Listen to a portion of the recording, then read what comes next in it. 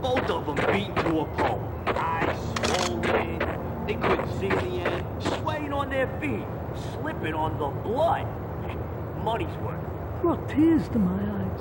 Transcendental.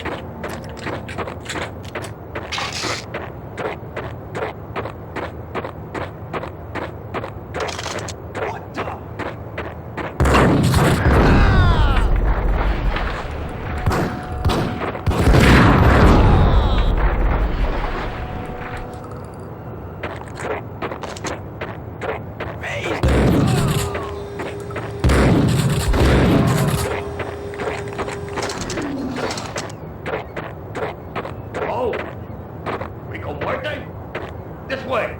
In here. I doubted the letter was a receipt. Rico Muerte had come to town to do more than just sort out family troubles. Exhibits number 1, 2, and 3. Briefcase of money, a sniper rifle, and an envelope with one word neatly printed on a folded piece of expensive paper. Mayor. It didn't sound like a mafia contract at all. It was too cold and too to the point.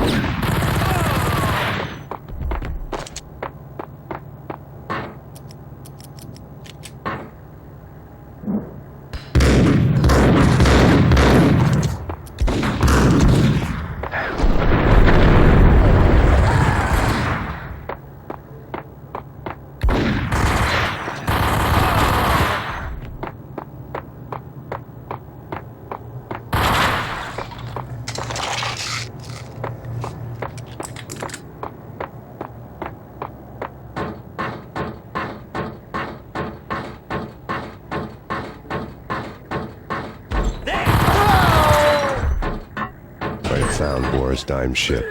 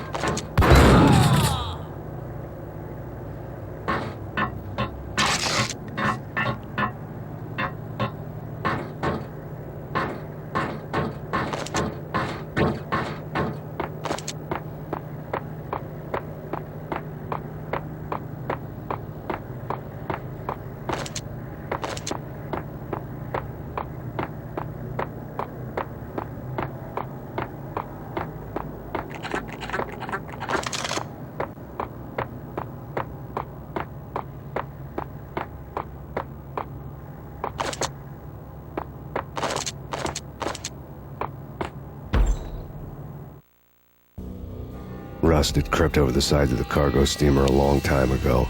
Boris Dime would be on board. I'd have to smoke half of his crew to even get near the gangplank. Guns were probably being kept in the hold, buried amidst the rats and oily water.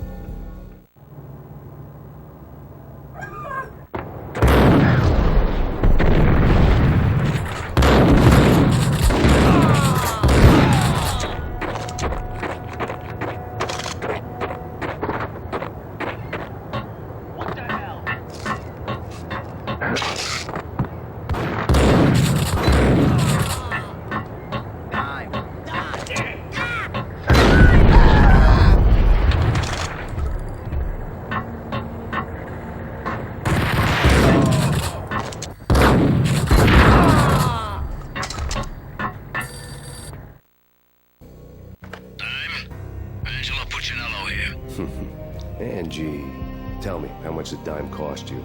I bet it was more than his name. Max Payne. Right the first time. You're dead, punk. You sure you're not confusing me with Boris here? But you are right, of course. Pretty soon we should get together and have a talk. You son of a... Pissing Punchinello off was a dangerous game, but when people get mad, they make mistakes. I should know. That's where I wanted Punchinello, mad enough to trip over his own feet, preferably into a grave. Dime! Dime!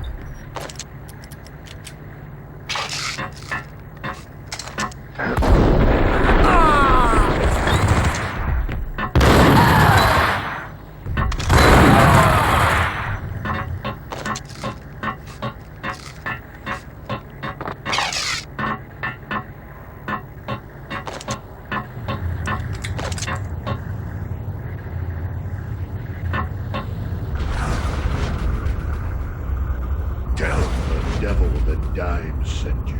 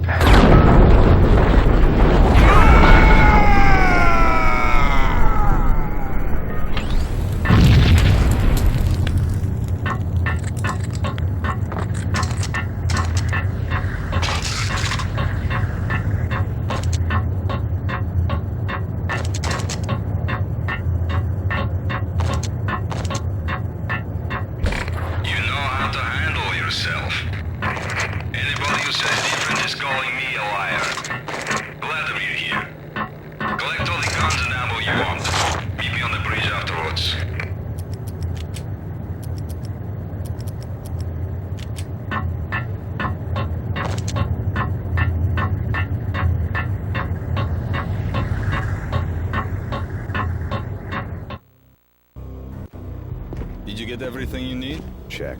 I owe you. Anything you need. This is my solo.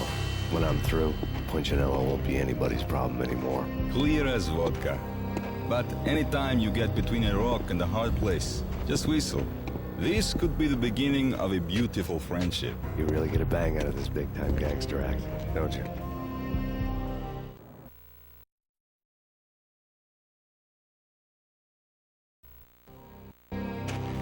Even with all this firepower, I figured I couldn't get to Punchinello at his manor.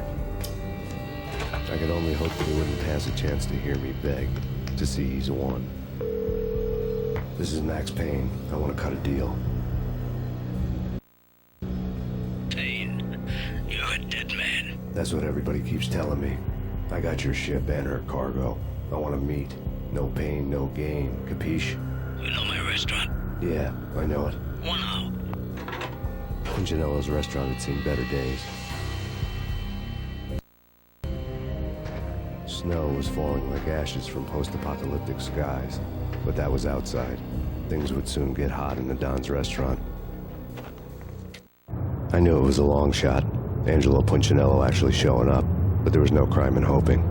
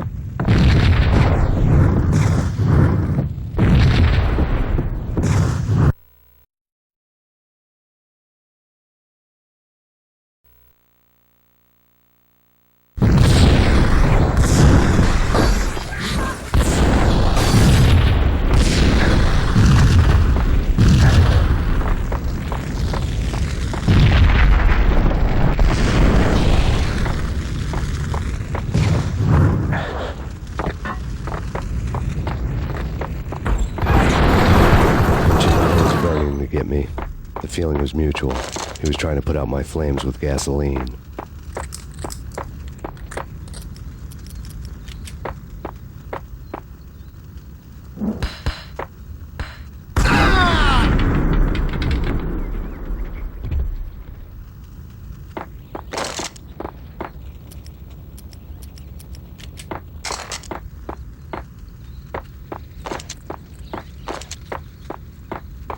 The mobsters have been guarding a real treasure. The way out of this disco inferno. There he is!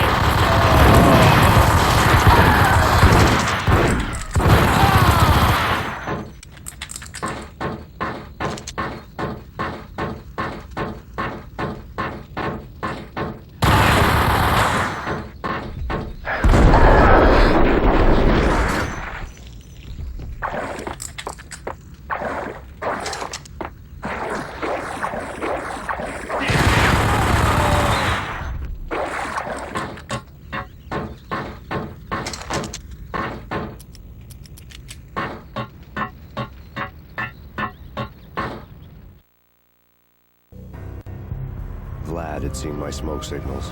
The Mercedes was revving to go, almost drowning out the Banshee wail of the sirens. You coming? We'll drop you off at the Punchinello Manor. Sounds good to me. When this is over, look me up. I could use a professional like you. I'll keep that in mind.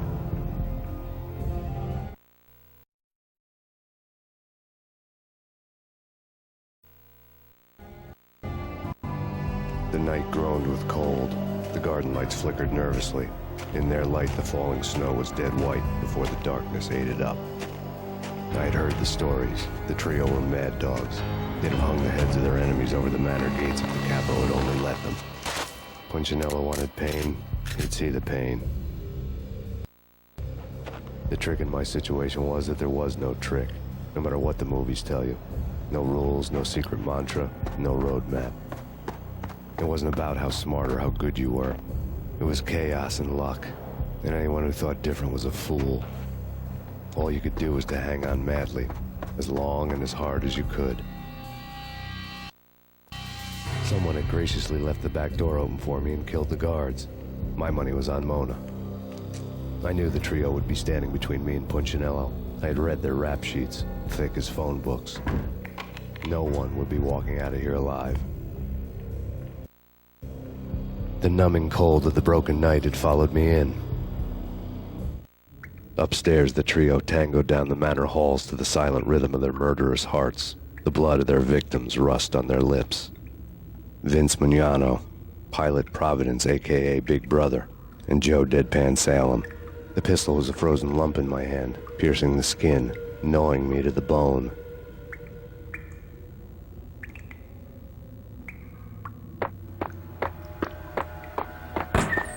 In death, the thug had been promoted to messenger. Someone hadn't enjoyed the Don's hospitality. Someone with a flair for the dramatic. Someone who had let herself out of a locked cell and past a couple of armed guards. My thoughts were on Mona again. I could only hope she was a good enough gambler to walk away while she was still winning, before she'd run into the trio.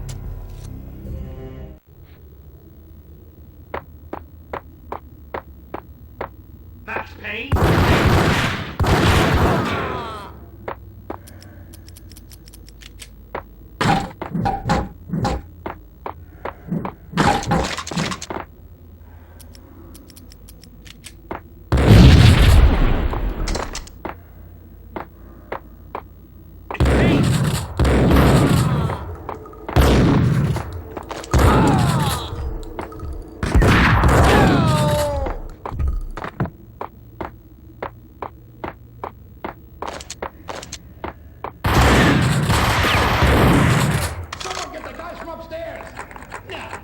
No one's going anyplace. Too late for that. He walks in, we waste him. Vinny and Joe and Pilot won't get the credit for this kill.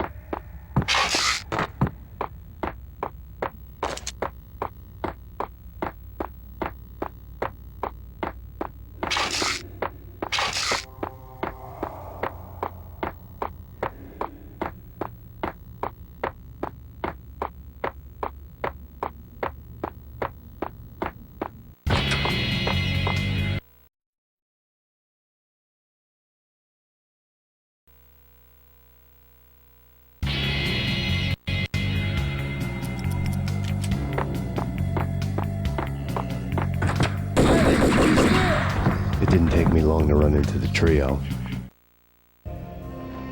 The word on Lisa Punchinello was that she was a bit of a witch. The tarot cards on the kitchen table fit the picture. They weren't my kind of cards, but I was willing to take a crack at the hand Mrs. Punchinello had dealt. The first card was the tower. Maybe that was supposed to be the manor. It got easy after that. The devil was the master of the house, and death was me, coming for him.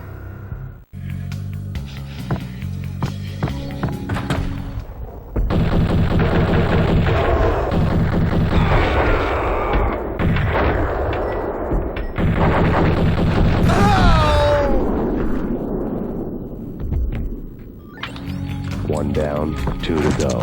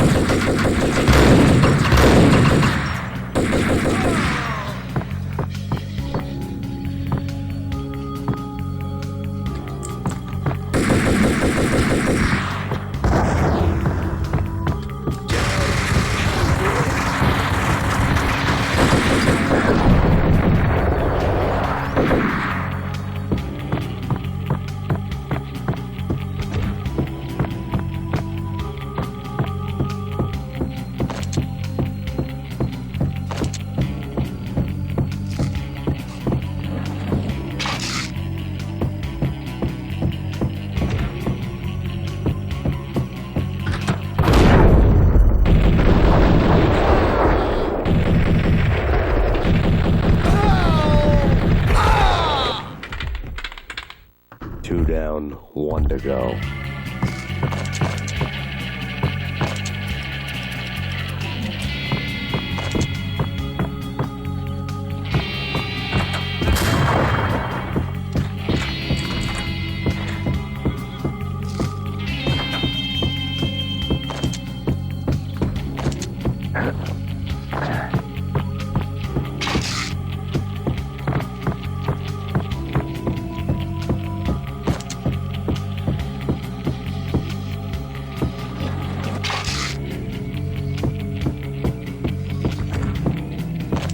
No stopping him! This will stop anything. He comes.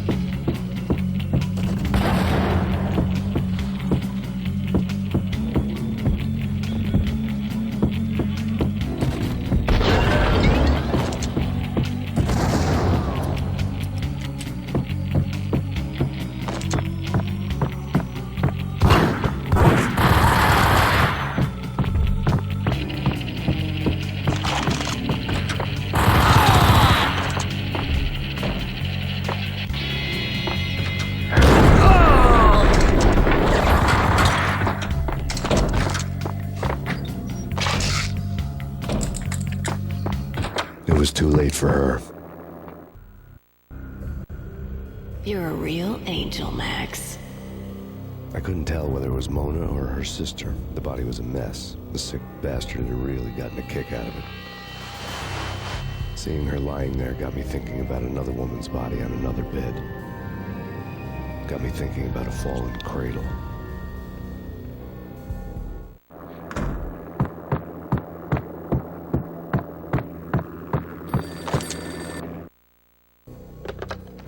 Max Payne, Talk to me. Alfred Woden. You've got company. An armed helicopter just landed on the manor grounds. You must hurry. The more the merrier.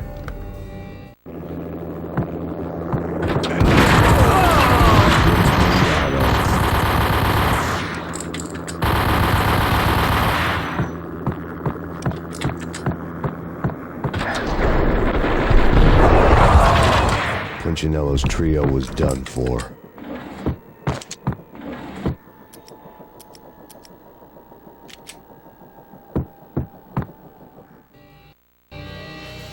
Outside my door. Hurry.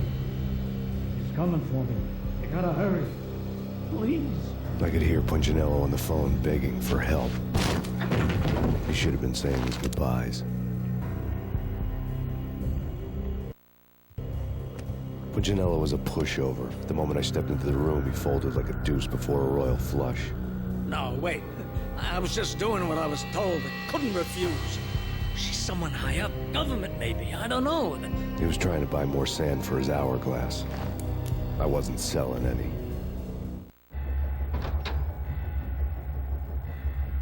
No, I told him nothing.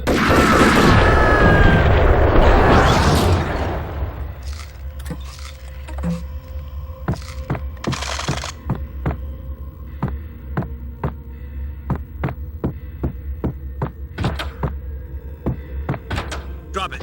Don't move. Game over, Max Payne.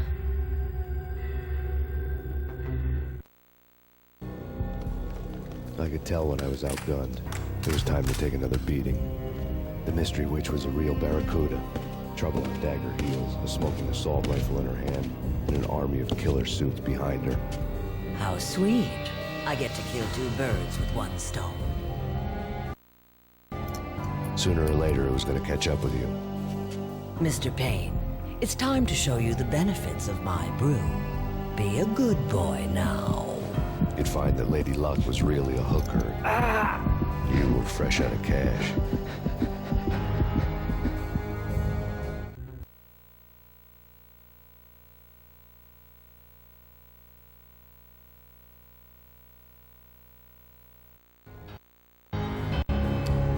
Gentlemen, we're done here. Take me to Cold Steel. She had just given me an OD of Valkyr. I could feel green fire eating my brains. They turned to steam. They did a fade on me. I'd never had a chance. The witch had got me just as sure as if she put a gun to my head and pulled the trigger. The shadows rushed me. Bruised mugshot faces hungry for revenge. They knew my weak spots and closed in for the kill. The floor turned into a vortex of green blood. I fell. Flesh of fallen angels.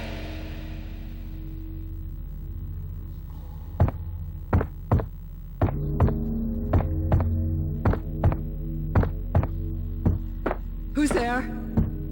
Max? Max, is that you? Max? Where are you, Max? Please.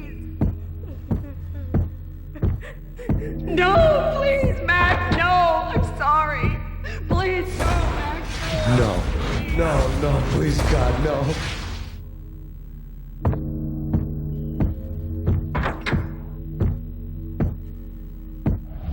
Max? Where are you, Max? Please.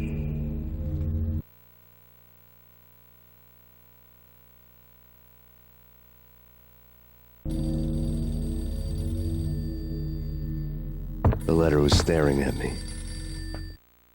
There was something disturbingly familiar about the letter before me. The handwriting was all pretty curves. You're in a graphic novel. The truth split my skull open, a glaring green light washing the lies away. All of my past was just fragmented still shots, words hanging in the air like balloons. I was in a graphic novel. Funny as hell. It was the most horrible thing I could think of.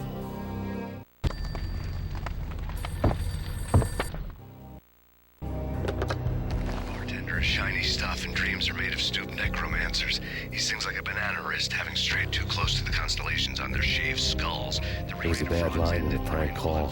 Someone spouting insane babble. I couldn't make sense of it. But I had an overwhelming sense of deja vu. The caller's voice sounded oddly familiar.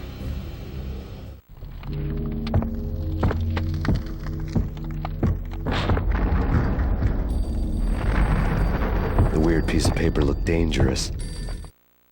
There was something disturbingly familiar about the letter before me. The handwriting was all pretty curves. You're in a computer game, Max. The truth was a burning green crack through my brain, weapon statistics hanging in the air, glimpsed out of the corner of my eye, endless repetition of the act of shooting, time slowing down to show off my moves, the paranoid feel of someone controlling my every step. I was in a computer game. Funny as hell, it was the most horrible thing I could think of.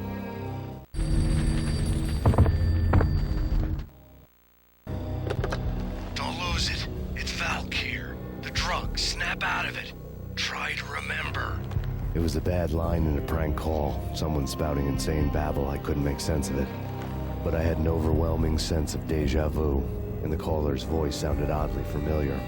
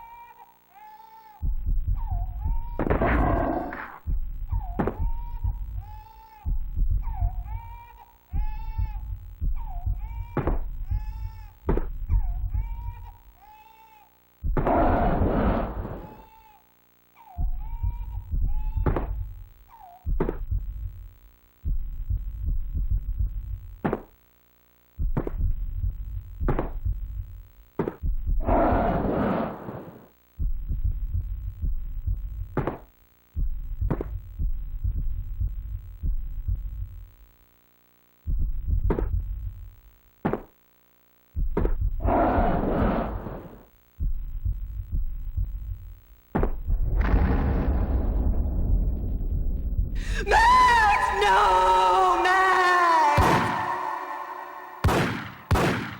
Murderer! You killed her!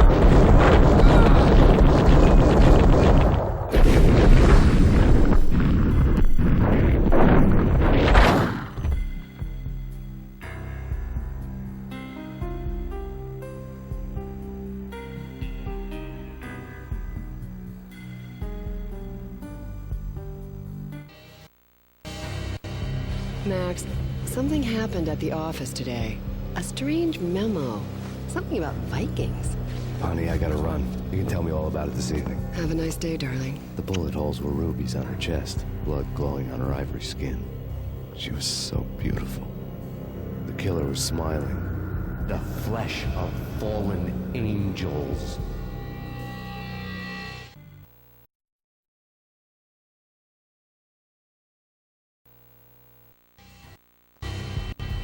Slowly, the green nightmare faded, leaving dark stains on my soul that would never come off. I felt like flatlining. I was all shook up. I woke up in a cold sweat, sick and tired to the bone, lying in a puddle of my own puke. The hag had said take me to Cold Steel before it had all gone crazy. It was a clue, the only one I had. It took me forever to crawl back to my feet and hit the road, but when I did, I drove straight to Cold Steel Foundry outside the city.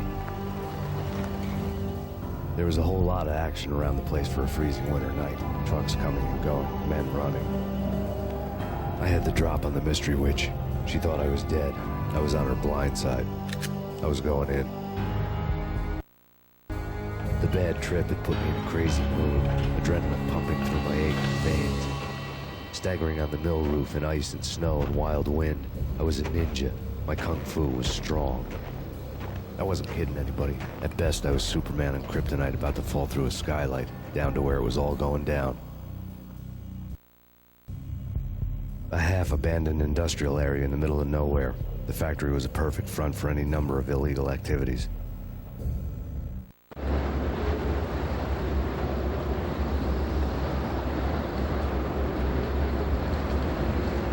In the belly of the plant, molten metal boiled and bubbled like a witch's brew.